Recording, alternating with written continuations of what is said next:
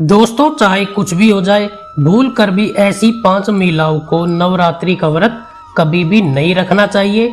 माता रानी ऐसी महिलाओं से कभी भी खुश नहीं होती। इसलिए आप भी जान लीजिए, कहीं आप इन 5 महिलाओं में से तो नहीं। नवरात्रि शब्द एक संस्कृत शब्द है जिसका अर्थ होता है 9 रातें। इन 9 रात और 10 दिन के दौरान आदि शक्ति माँ दुर्गा के 9 रूपों की पूजा की जाती है।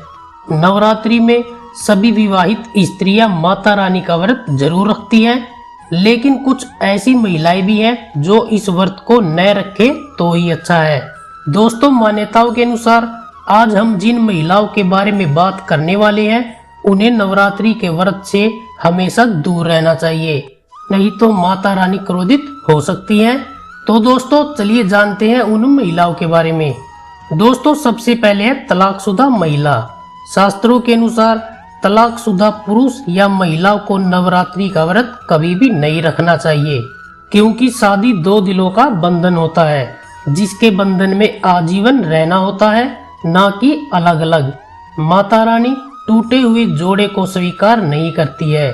टूटे हुए जोड़े का व्रत रखना, पूजा पाठ करना शुभ नहीं माना जाता। दोस्तों, दूसरे स्थान पर है एक वेश्या का व्रत रखना। किसी भी वेश्या को नवरात्रि का व्रत कभी भी नहीं रखना चाहिए, क्योंकि जिसके शरीर की पवित्रता खत्म हो जाती है, फिर वो मैला ही नहीं बल्कि पापी भी कहलाता है। इसलिए आपकी पूजा कभी भी सफल नहीं हो सकती। इसलिए एक वेश्या को ये व्रत कभी भी नहीं रखना चाहिए। दोस्तों, तीसरे स्थान पर है बीमार महिलाएं। यदि आपको किसी भी तरह की कोई भी बीमारी है तो आप ये व्रत न रखें, क्योंकि व्रत रखना काफी मुश्किल वाला काम होता है। अन्न जल त्यागना पड़ता है। अगर कोई बीमार महिला व्रत रखती है तो उसके लिए अन्न और जल का त्यागना भारी पड़ सकता है।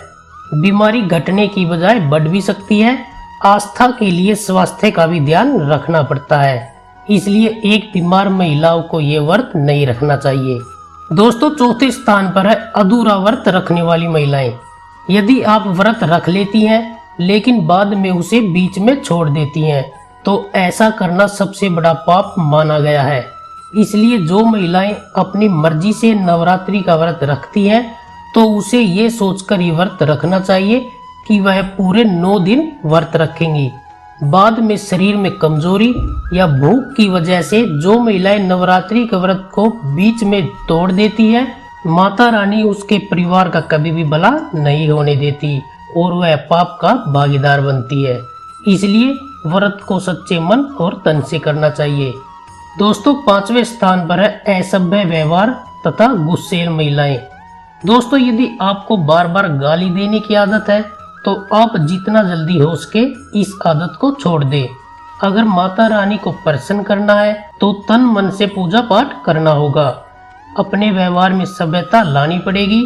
सदैव मीठे बोल बोलने पड़ेंगे तथा कड़वे बोल माता सरस्वती का अपमान माना गया है। दोस्तों, अगर आप चाहते हैं शेरों वाली माता आपके घर में स्थान बना ले तथा माता की दृष्टि सदैव आप पर बनी रहे, तो नवरात्रि पर माता की चौकी जरूर सजाएं। और यदि आप माता रानी के भक्त हैं तो चैनल को सब्सक्राइब जरूर कर लें तथा वीडियो पसंद आई हो तो वीडियो को लाइक तथा शेयर जरूर करें।